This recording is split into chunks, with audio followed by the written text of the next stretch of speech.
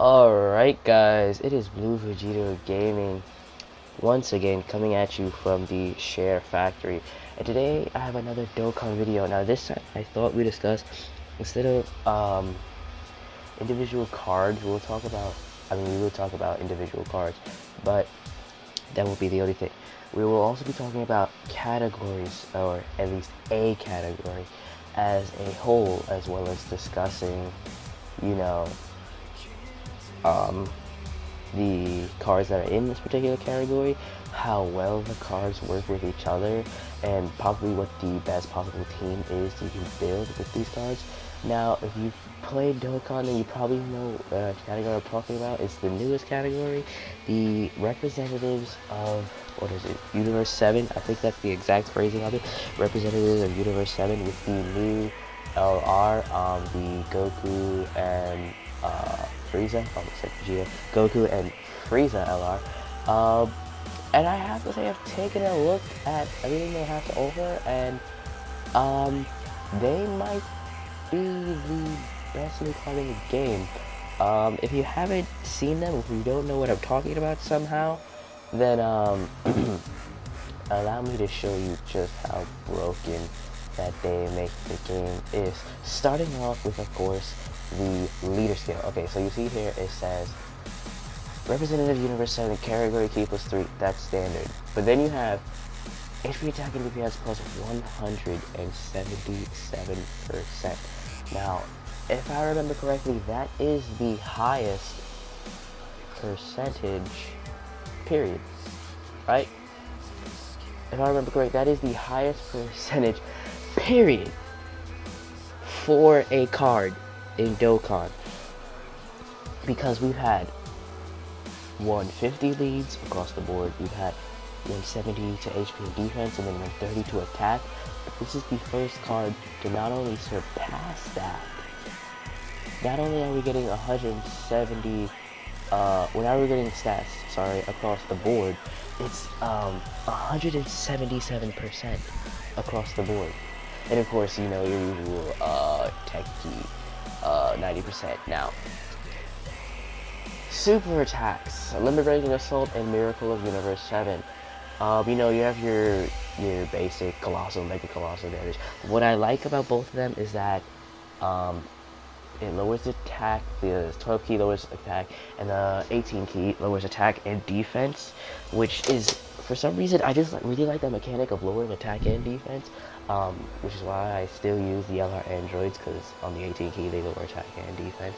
Actually comes pretty handy. If it was massively lowers attack and defense, that might be a bit broken, but I don't see why they wouldn't throw in this card, considering everything else that this card does indeed have. Now, passive.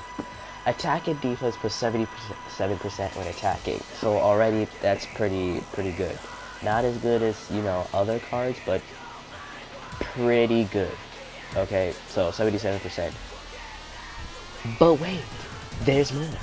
Plus an additional 77%. So now you're up to, what is it, 144% or 154% or something when performing an ultra super attack. Okay, then you get an additional 77% when the target enemy is in the attack down status. So you're getting what is it? Is that doing quick math? It's like 230 something percent or something. Someone correct me down in the comments. It's like well over 200%, basically, right? Because if you get a super attack off, their attack is down. So if you come back like in the next turn, you're getting like plus 200% attack. Then let's talk about the link skills. Over Flash, pretty good. Experienced fighters, shocking speed, fierce battle, legendary power, pretty useless link legendary power, but whatever. Categories: Universe Survival Cycle, full power, pretty good, and Representative Universe 7. Now, that's enough about the card itself. Let's move on to the category which it fits into, right? So now, talking about the cards that you're probably going to want to use, I mean, these aren't all the cards in the category. There are, like, you know, the SSR versions of all these cards, but I don't see why you would use the SSR versions of these cards. And obviously below that, if you've been on the Dokkan Wiki before, you know that below the SSR versions of cards are the SR, so we shouldn't even need to talk about the SR versions of the card. Now, as you can see, it's a pretty decent category, except for the one major problem. There's no strength types. So this team is pretty much not gonna have strength. They're pretty much gonna have like an Aegeon tech team. Unless you decide to run Ultra Instinct Goku, which I guess you could. He links well with everyone here. But anyways, let's talk about the cards you're probably gonna run, likely. So now, Android 17. Now, wait a minute. You might be thinking, Android 17? Why would I use him when there's all the Goku and the Vegeta, right? Or maybe you just like Android 17 because he was the MVP of the tournament, okay? So now, Android category, that isn't important, but, again, he's useful with the LR because you can see in his super attack, Grand Explode, terrible name, but it causes immense damage and it lowers attack and defense, okay? So if 17 gets his super off, then you get the LR super off, pretty juicy damage. And as you can see, the passive is pretty phenomenal. You get attack plus 120% when you do a super, which is going to be pretty much every time considering his links. You get all allies key plus 3 and defense plus 60%, so not only is he an absolute monster hitter, he's also a fire support. Damage received minus 40% when HP is 77% or below. That's probably the only downside to the passive. If he didn't have an HP restriction, he would probably be one of the best cards in the game. Because these days, like with the cards that you have, the amount of tanking that you can do is pretty insane. So you probably are not going to hit 77% or below unless you're doing like an extreme Z Awaken event. But moving on to the link skills, you've got Android Assault, Twin Terrors, Infinite Energy, Rival Duo. Those 4 links are pretty much standard for an Android card, or at least an Android 17 card.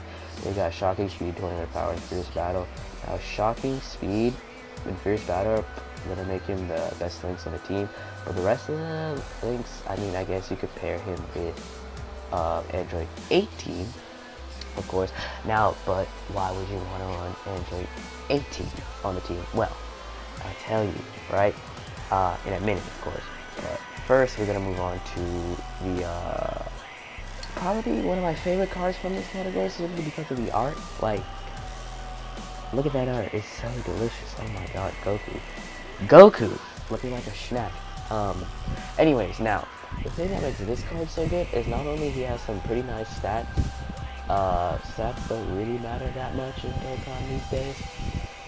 Because all of them are pretty much standard. You know, we've got over 10k, 11k attack at, you know, base plus 2000, so it doesn't really matter. Or before even potential, you might even have a base 10k. Now, for the super attack for this Goku, raises attack and causes supreme damage to enemy. Now, I believe raises is plus 30%, so that's pretty monstrous. And it causes supreme damage, which is not good. I wanted it to be immense, but with that continuing raising attack, he's going to become a pretty hard hitter. And attack and defense was 80% when performing a super attack. Pretty good. And of course you have an absolutely beautiful link set, Shocking Speed, Super Saiyan. Over in a flash. Fierce Battle. Kamehameha, pretty trash link. Fierce Battle is a really good link. Godly Power, Warrior Gods, and of course the categories Realm of Gods, Universal Dragon, Crusader, and Representatives. Now, I was talking about Android 18 earlier. Now, obviously Android 17 and 18 are probably going to be in the same rotation. You're going to want them to be linked up. Now, there is a Tech 17, but undoubtedly the physical one is better, so that's why. And also, you don't want your team to be too tech heavy, at least in my opinion. I like to run more rainbow-esque teams. So if you wanted to run the Tech 17, you'd have 18, 17, and the LR, that is an all-tech unit. So the team would be pretty tech heavy.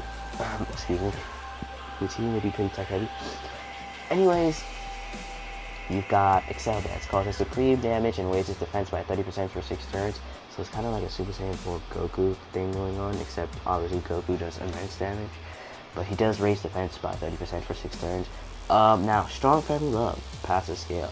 Attack and defense plus 70%, right at the start of the turn. Pretty good. Changes physical Q spirits to attack Q spirits. So obviously, another good partner, not only the 17, but also for the LR, helping them get their 18 key super off. An additional attack plus 12%, defense plus 7% per key spirit obtained. So she's got a bit of a nuking passive, and obviously the more orbs that she gets, the better that she can tank. So as you can see, she has pretty similar lengths to 17 with the Twin Terrors, Android Assaults, Infinite Energy. But she also fits into the Pentecost anyway. Would you look at that? Anyways, moving on to probably my favorite card in the entire game. Well, probably second or third favorite card, because I do love Strength Jose. But it is the Emperor himself, Golden Frieza Angel, right? Leader is an important, you're not using him for that. Now, he greatly lowers defense on the super attack. If he had lowered attack as well, that would have made him pretty much necessary for the team. Now, the only thing that has holding Frieza back, and you might not want excuse me, to throw him on the team, is the passive. Now, passive, 150% attack, phenomenal. Defense for 60%, pretty good. Now, the second part of the passive is where we have the problem. Superclass allies and enemies attack minus 15%. Now, the enemies part, delicious, okay? Minus 15%, I'll take that all day, every day. But the allies, minus 15%, that's a problem. And I don't know if you guys know, but this is actually an increase. Like, the pre-Dokkan form has minus 10%, but when you Dokkan him, that becomes minus 15%. So, you probably might not want to throw him on the team, even though he is really good. Like, he's a really good, unit. How do I get the word unit? He's a really good unit by himself. He fits extremely well on his own team, on the Red Circle Warrior team, but I don't know if you would want him to go on the representative team, simply because they're only going to share tournament power and fierce battle with most of the units. And again, the debuffing passive might not be, optimal. But if you don't care about the debuffing passive and you just really like Frieza, then go for it, So, I think that about wraps up Frieza. Now, moving on to this Frieza. Now, this Frieza. This is the only strength unit in the category. Okay? And as you can see, he's an SSR. Now, why would you put a card that isn't even TOR on your team? Because again, he has the same exact links as the previous Frieza, so all he's going to be sharing is Tornado Power, and, oh look, they removed Fierce Battle. He doesn't have Fierce Battle. Okay, never mind, so you're only having Tornado Power, but I think that's 3 key anyway, so that might be good enough. Now, he raises attack for 3 turns, which is not bad. Supreme damage, again, he's a free-to-play card, so I guess that's what you have to expect these days. Attack and defense plus 40%, it's pretty meh, but again, free-to-play card.